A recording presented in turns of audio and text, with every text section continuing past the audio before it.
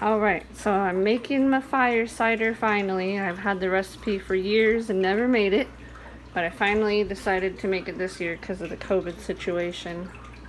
So I was going to use a half gallon, but I realized I have a lot of quantity of the ingredients, so I'm going to reuse one of our old pickle jars, which is a whole gallon.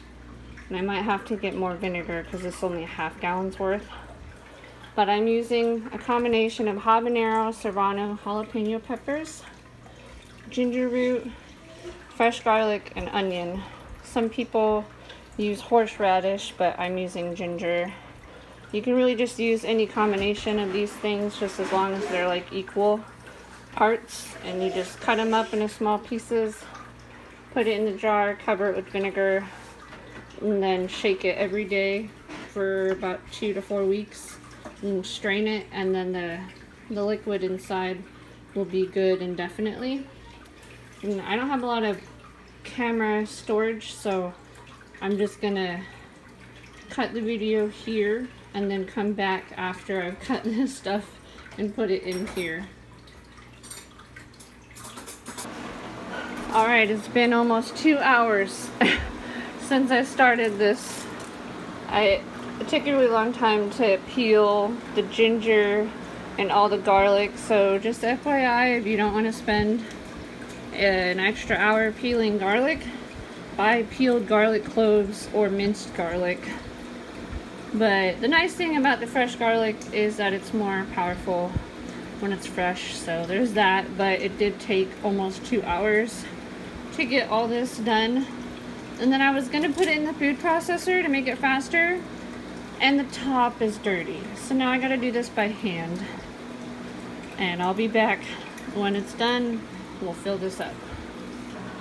Okay, apologies for the dirty counter. I promise I did not cut up the stuff on the counter. I used a clean cutting board. So we have our 1 gallon pickle jar, and I filled it up about halfway, so it's not filling up the whole thing, but I am glad that I went with the bigger jar because it fits easier, whereas in the other jar it would have been packed way to the top and stressed me out. So we got the orange pieces are habaneros, and then we got serrano and jalapeno peppers as well, and ginger and garlic and onion. Now I'm gonna add vinegar to cover it all. Hey Summer, will you come hold the phone while I put the vinegar in? It's also like about to be 2:30 in the morning. This took me 2.5 hours to do all this. Ugh. So this one's already open, so I'm gonna shake it a little bit, get all this stuff off the bottom, get all the good bacteria mixed in. We're gonna add this. My throat is burning from all this stuff. Oh, and the vinegar doesn't smell that good.